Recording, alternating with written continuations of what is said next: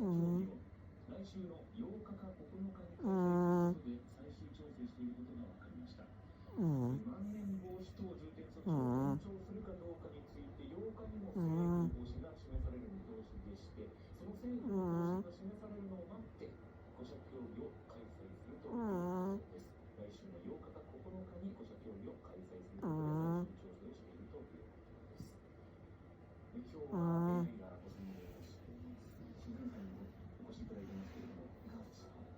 本当に楽しかったです。この綺麗なスタジオで皆さんとご一緒できてありがとうございました。ありがとうございました。